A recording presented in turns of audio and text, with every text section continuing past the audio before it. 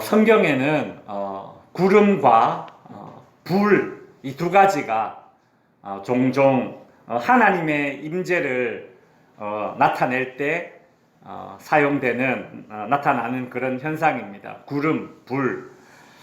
예를 들어서 출애굽기 3장 2절에 보시면 하나님이 모세를 부르실 때에 여호와의 사자가 떨기나무 가운데서부터 나오는 불꽃 안에서 그에게 나타나시니라 라고 되어 있죠. 하나님의 임재가 사람들에게 임할 때 구약에서 불 가운데 하나님의 임재가 있었다라는 것이죠. 솔로몬이 예루살렘 성전을 지었지 않습니까? 솔로몬이 성전을 다 짓고 나자 그 솔로몬의 성전에 하나님이 임재하셨습니다. 그때 장면을 역대하 5장 13절 14절에 이렇게 묘사하고 있습니다. 그때에 여호와의 전에 구름이 가득한지라 제사장들이 그 구름으로 말미암아 능히 섬기지 못하였으니 이는 여호와의 영광이 하나님의 전에 가득함이었더라 라고 하죠. 이처럼 불과 구름은 하나님의 임재를 상징하였는데 우리가 읽은 오늘 본문에서는 이스라엘이 출애굽하고 난 이후에 가나안 땅으로 가는 그 여정에서 하나님의 임재의 상징인 이 불과 구름이 함께 등장하고 있습니다. 이것은 하나님이 출애굽 사건에 얼마나 직접적으로 친히 관여하시는지를 잘 보여주는 그런 대목이 되는 것입니다. 우리는 오늘 본문에서 불기둥과 구름기둥으로 이스라엘 백성들을 인도하시는 하나님의 인도하심이 어떤 인도하심인지를 볼 수 있습니다. 여러분, 우리는 하나님이 우리의 인생을 인도하신다는 그런 믿음을 가지고 있습니다. 그런데 하나님이 우리의 삶을 인도하신다라고 할 때에 그 인도하심이 어떤 인도하심인지 다소 막연하게 생각하고 있는 경향이 있습니다. 그냥 뭐라고 할까요? 하나님이 우리를 인도하신다라고 하면 그냥 막연하게 모든 일들이 잘 풀리는 것? 뭐 그 정도 생각합니다. 머릿속으로 우리가 익히 잘 알고 있는 시편 23편을 떠올리면서 하나님의 인도하심이란 우리를 푸른 초장으로 쉴만한 물가로 인도하시는 거야. 그렇게 생각을 합니다. 나에게 부족함이 전혀 없는 상태, 푸른 초장, 맑은 시냇물가로 인도하시는도다. 만사태평인 상태, 그 상태가 하나님의 인도하시는 상태구나. 우리는 하나님의 인도하심을 이런 것으로 여기죠. 그런데 오늘 본문에 나오는 하나님의 인도하심을 보면 불기둥, 구름기둥으로 이스라엘 백성들을 이끄시는 하나님을 보면 하나님의 인도하심이라는 그 하나님의 인도하심이 그저 우리를 안락의자에 가만히 앉혀주시는 것을 의미하지 않는다라는 것을 알 수 있습니다. 오늘 본문에 나오는 하나님의 인도하심, 우리는 불기둥과 구름기둥으로 이스라엘 백성들을 이끄시는 이 하나님의 인도하심이 어떤 인도하심인지를 오늘과 다음 주 2주간에 걸쳐서 한번 다뤄보도록 하겠습니다. 하나님의 인도하심, 우리는 하나님의 인도하심을 얼마나 바라고 있습니까? 어떤 힘든 일이 있을 때마다 하나님의 인도하심을 구하고 있지 않습니까? 근데 우리가 정작 그렇게 자주 그리고 많이 하나님의 인도하심을 구하는데 도대체 그 하나님의 인도하심이 우리의 삶에 구체적으로 어떻게 실현되는지에 대해서는 우리가 말씀을 통해서 점검해 보지 않았다라는 것입니다. 구체적으로 하나님이 나를 어떻게 대하시는 것이 하나님의 인도하심인가? 우리는 이것을 알아야 되는 것이죠. 출애굽기 13장 21절에 보시면 여호와께서 그들 앞에서 가시며 라고 되어 있습니다. 하나님의 인도하심이란 첫 번째로 우리보다 하나님이 앞서가시는 것입니다. 그것이 하나님의 인도하심이에요. 인도하신 말 그대로 그 문자적으로 의미하는 것이 하나님이 우리보다 앞서가시는 것입니다. 여러분, 하나님의 인도하심은 앞서가심입니다. 우리보다 앞서가시는 거예요. 제가 사진을 하나 준비했습니다. 여러분, 기러기 떼가 이렇게 하늘을 날아가는 것을 여러분은 보신 적이 있을 것입니다. 근데 이 기러기 떼가 하늘을 날아갈 때에 지 마음대로 그렇게 그냥 날아가지 않아요. 꼭 기러기 떼는 보면 이렇게 어떻게 날아가요? 이렇게 삼각형 모양으로 이렇게 날아가요. 그죠? 하늘을 보면 기러기 떼가 이렇게 빼쪽하게 해가지고 이렇게 날아갑니다. 이게 다 과학적으로 그 이유가 있답니다. 저기 맨 앞에 가는 비둘기가 아니죠. 저 기러기가 하늘 날 때의 공기 저항을 가장 많이 받는 거예요. 공기 저항을 맨 앞에 가는 기러기가 가장 많이 받고, 그 다음 뒤에 따르는 기러기들은 공기 저항을 점점 덜 받게 되어 있습니다. 기러기가 이렇게 날개짓을 하면 바람이 이렇게 밑으로 내려갔다가 다시 위로 올라가거든요. 그러면 그 뒤에 있는 기러기는 바람이 밑으로 내려갔다가 올라가니까 자기 몸을 밑에서 이렇게 떠올려 줍니다. 그러니 좀 더 쉽게 기러기가 갈 수 있는 거죠. 맨 앞에 가는 기러기 제가 지금 제일 힘든 거예요. 그러니까 그럼 그 두 번째로 가는 기러기는 그 다음으로 힘들고 그 다음으로 힘들고 맨 뒤에 가면 덜 힘든 거예요. 그래서 기러기가 10,000km가 넘는 거리를 이동을 하는데 철새지 않습니까?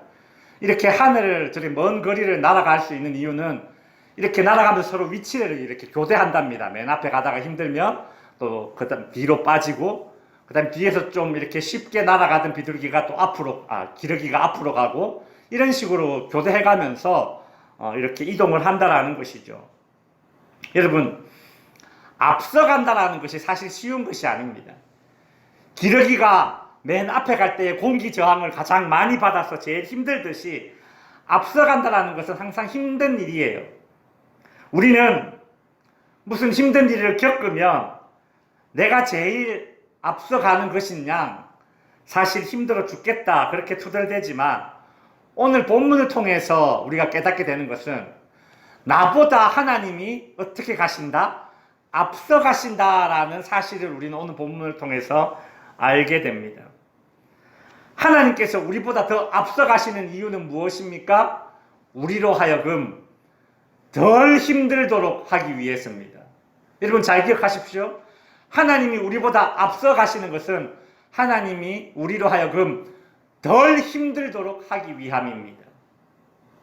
저는 하나님께서 나보다 앞서 가신다, 그렇기 때문에 내가 원래 힘들어야 하는 것보다 덜 힘들게 하신다 라는 이러한 하나님의 앞서 가시는 인도하심을 묵상하면서 어릴 적에 어떤 경험이 떠올랐습니다. 어릴 때 저희가 이제 시골의 외딴 집에 살았습니다. 저희 집에서 학교까지 가려면 그 당시 1시간 이상은 걸어가야 했습니다. 그런데 그 학교 가는 길에 풀이 이렇게 있지 않습니까?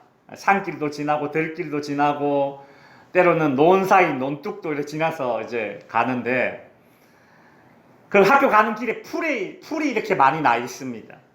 아침에 등굣길에 그 풀밭길을 지나게 되면 그 풀에 맺힌 이슬들이 있지 않습니까?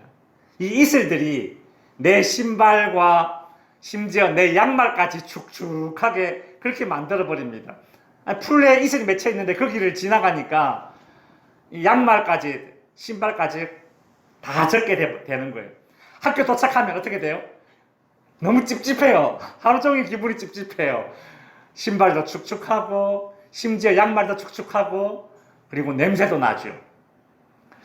그래서 아침에 저랑 이제 위에 누님들이 같이 학교 이제 등굣길에 이슬이 많이 내린 날은 가위바위보를 합니다. 그 가위바위보 해서 제일 꼴등이 맨 앞에 가요.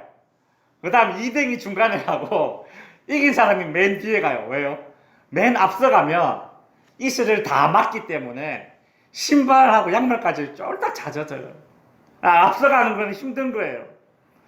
성도 여러분, 하나님이 우리보다 앞서 가시는 이유가 바로 이런 거라는 겁니다.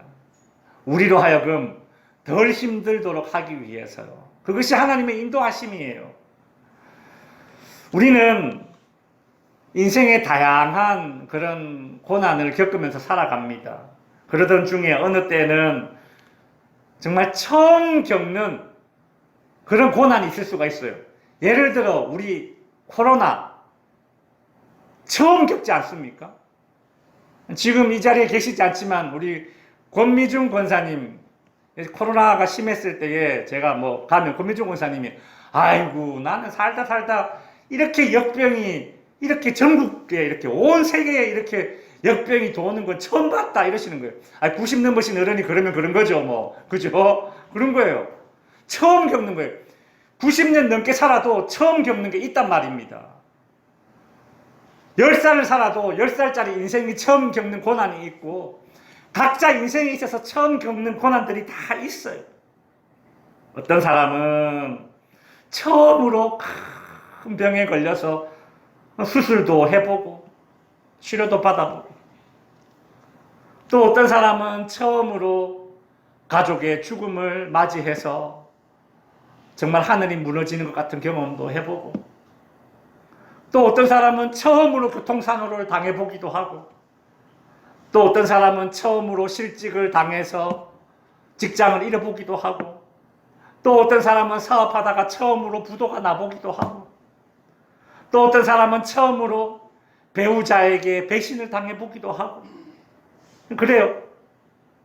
처음으로 겪는 어떤 종류의 고난을 우리가 당할 때에 그 순간 우리가 하나님의 인도하심을 기억해야 할 때, 그때 우리가 꼭 기억해야 될 것은, 나는 지금 이 고난을 처음 겪고 있기 때문에 나 혼자 오롯이 이 고난을 다 내가 겪고 있다라고 생각하지만 그것이 아니라는 겁니다. 지금 이스라엘 백성들도 처음 출애굽하는 거예요. 처음 광야에 나가는 겁니다. 그러나 이스라엘 백성들이 처음 출애굽하는 그 걸음보다 하나님이 더 앞서 가신다고 성경이 이야기하고 있습니다.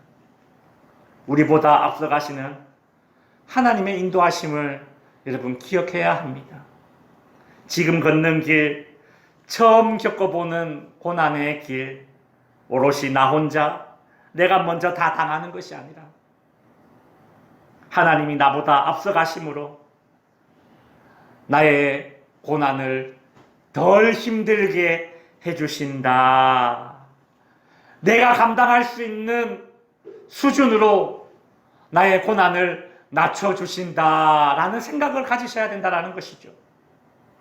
성도 여러분, 창세기에서 아브라함은 이러한 앞서 가시는 하나님의 인도하심을 경험하고 난 이후에 여호와 이레라고 말했습니다. 아브라함은 독자 이삭을 모리아산에서 제물로 바치라는 기가 막힌 명령을 듣게 되었습니다. 아브라함의 인생에 있어서 이건 처음 겪는 고난이에요. 아브라함은 독자 이삭을 제물로 바치는 그 고난이야말로 오롯이 자신이 홀로 감당해야 할 그런 고난으로 여겼습니다. 그리고 그 고난의 하이라이트 지점에서 이제 그 고난이 제일 심해지는 그 칼로 내리찌르고 아들 이삭의 비명소리, 신음소리를 들어야만 하는 그 엄청난 고난의 순간, 바로 그 순간 하나님께서 더 이상 그 고난이 아브라함의 고난이 되지 않도록 하셨습니다.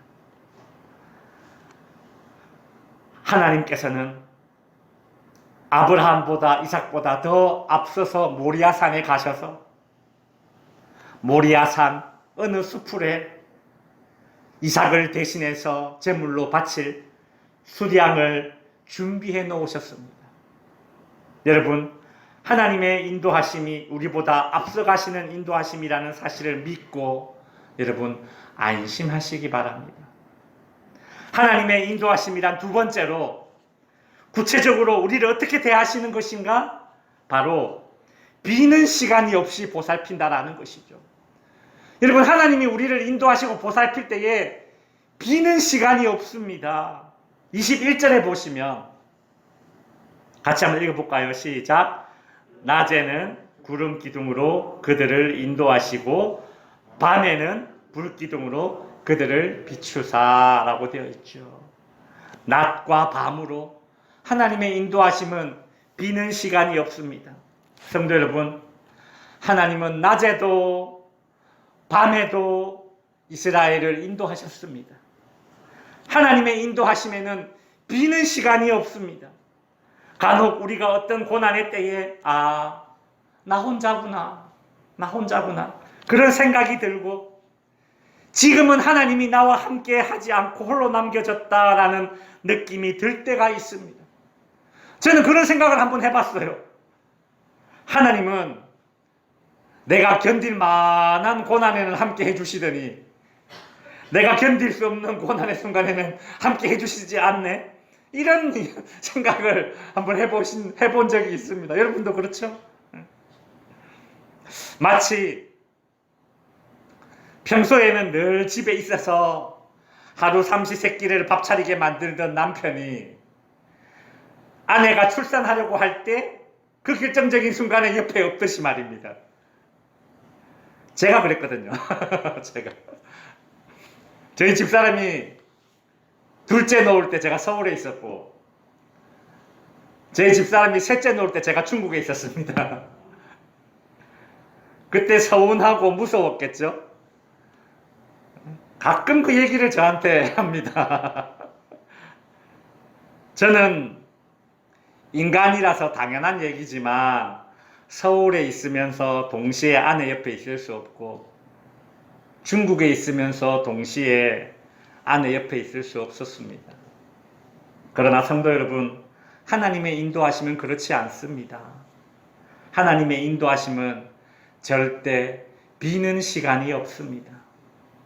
하나님의 인도하심은 밤 시간의 피곤함과 고독함이 없는 인도하심입니다.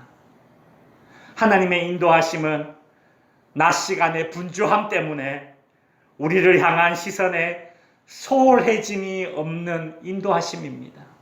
그것이 하나님의 인도하심이에요. 비는 시간이 없어요.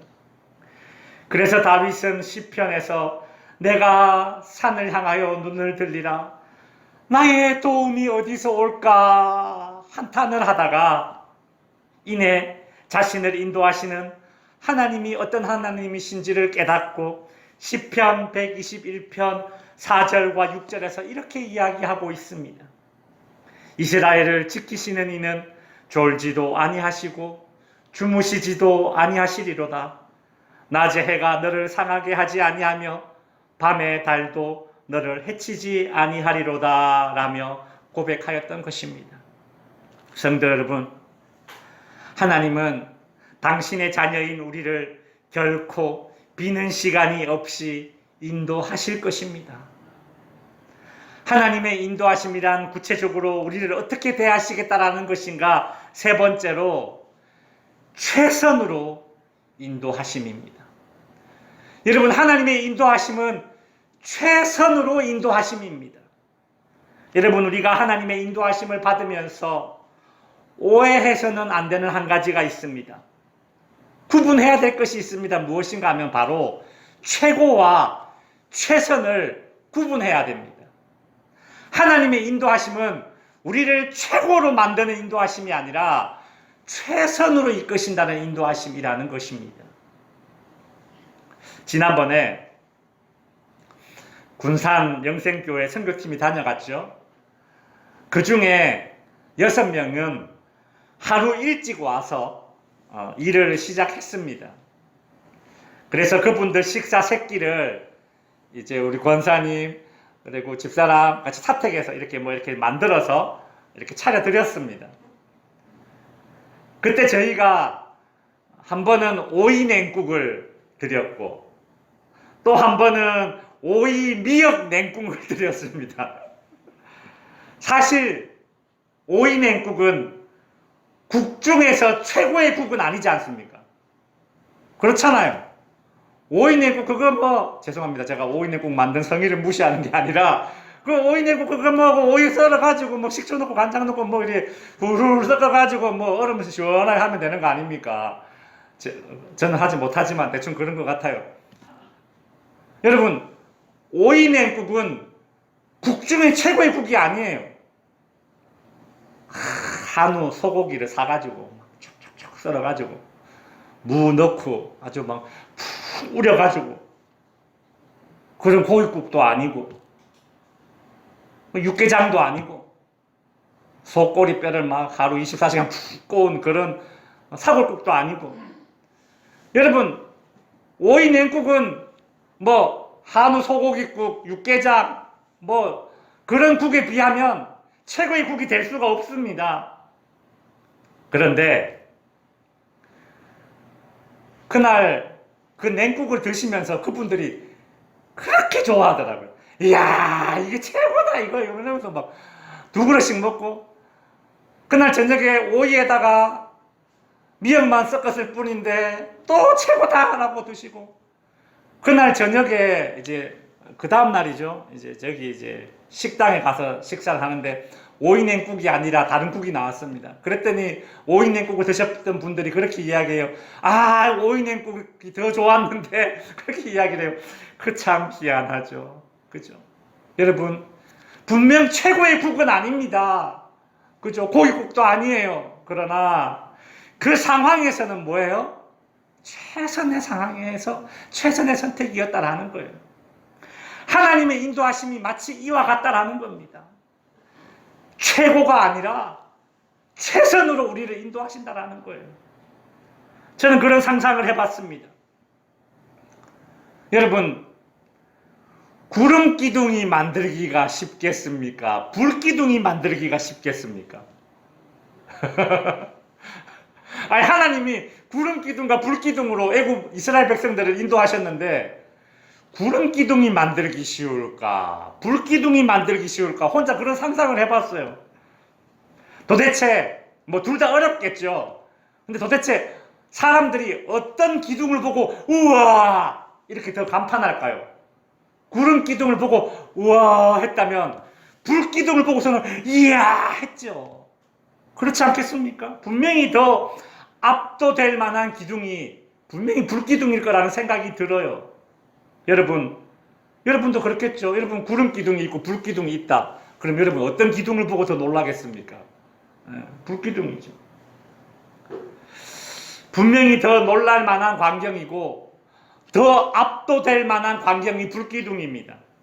와 하고 하나님의 능력에 압도될 만한 것이 바로 불 기둥이라는 생각이 들어요. 땅에서부터 하늘까지 불 기둥이 쫙 올라 있으면 얼마나 그게 압도될까요? 와, 하나님이 진짜 우리와 함께 하시는구나. 막 그렇게 느껴지겠죠? 그런데 하나님께서 이스라엘 백성들에게 낮에 구름 기둥으로 밤에 불 기둥으로 구분하여 인도하셨다라는 것입니다. 반대를 했다면 어땠을까요? 낮에 불 기둥으로 밤에 구름 기둥으로 인도하셨다면 어땠을까요? 여러분, 우리가 예배 드릴 때에 이 더운 여름에 히터를 켜고 추운 겨울에 에어컨을 켜면 어땠을까요? 도대체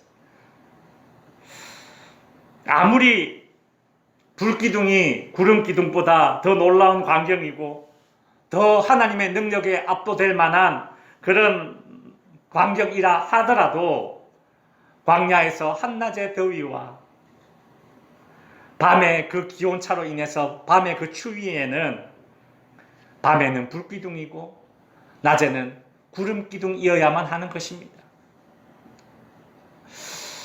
하나님의 인도하심이 이와 같다라는 거예요. 이것이 최선 아닙니까? 최선의 인도하심이 하나님의 인도하심입니다. 하나님은 무조건 최고의 것이라고 해서 그것을 우리에게 허락하시거나 무조건 최고로만 우리를 인도하시지 않습니다. 하나님의 인도하심은 따라서 하세요. 최선으로 인도하심. 그것이 하나님의 인도하심이에요. 그런데 우리는 최선으로 인도하시는 그 하나님의 인도하심에 때로는 만족하지 못하고 때로는 아쉬움도 느낍니다.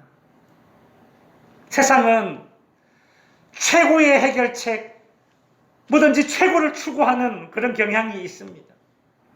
하나님이 우리를 인도하실 때에 항상 최고로 인도하기를 바라는 것은 내 욕구를 만족시키려는 의지가 그 신앙에 녹아든 것입니다.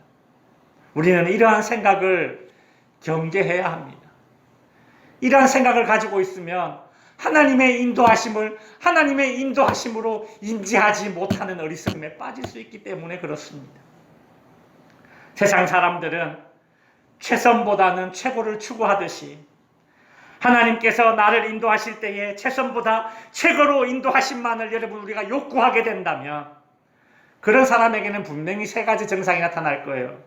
첫째, 내가 지금 하나님의 인도하심을 받고 있구나라는 사실을 인지하지 못하게 되고, 그렇게 되니 당연히 두 번째로 불만족하게 되고, 세 번째로 불안하게 될 것입니다. 이게 뭡니까? 내가 하나님의 인도하심을 받고 있는데도 불구하고 불만족이고 불안하다면 도대체 인도함을 받지 않는 것과 무엇이 다른 것이 있습니까? 반대로 최고를 향한 의지를 내려놓고 하나님은 항상 나를 최선으로 인도하신다는 그런 믿음을 가진다면 여러분은 항상 감사할 수 있게 될 것이고, 일이 어떻게 되어지든 내 기대와 내 생각과 다른 상황으로 흘러가더라도 결단코 불안해하지 않을 것입니다. 이제 말씀을 정리하겠습니다. 여러분, 이 땅에 사는 인생들 중에 신자든 불신자든, 특별히 불신자들이라도 자신들이 인지하지 못하고 인정하지 않아서 그렇지 하나님의 도우심을 필요로 하지 않는 인생은 이 땅에 없습니다.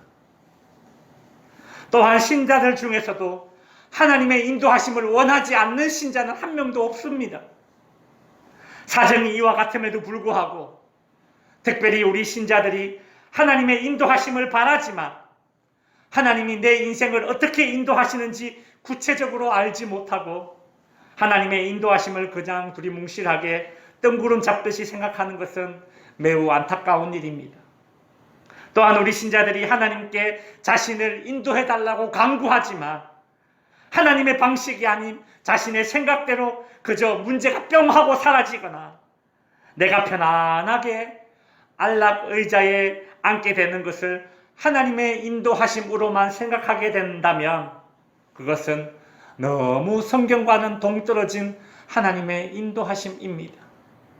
여러분, 하나님의 인도하심을 아주 잘 표현한 성경 구절이 있습니다. 바로 시편 48편 14절 말씀입니다. 우리 이 구절을 함께 다 같이 읽어보도록 하겠습니다. 시작. 여호와께서 사람의 걸음을 정하시고 그의 길을 기뻐하시나니 그는 넘어지나 아주 엎드러지지 아니함은 여호와께서 그의 손으로 붙드심이로다. 아멘. 여러분, 시편 48편 14절의 말씀을 꼭 기억하십시오. 여러분이 하나님의 인도하심을 갈구하면서 기도할 때에 시편 48편 14절의 말씀을 꼭 붙드시기 바랍니다. 처음 겪는 그런 종류의 고난 때문에 여러분 힘들어하고 있다면 이 시편 48편 14절의 말씀을 붙들고 기도하시기 바랍니다. 넘어지나 아주 엎드러지지 아니함은 여호와께서 그의 손으로 붙드심이로다.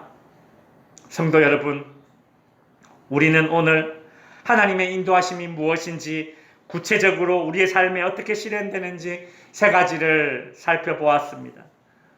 하나님의 인도하심이란 우리보다 앞서가시는 것, 비는 시간이 없는 보살핌, 세 번째 최고보다 최선으로 인도하신다라는 이 세 가지였습니다.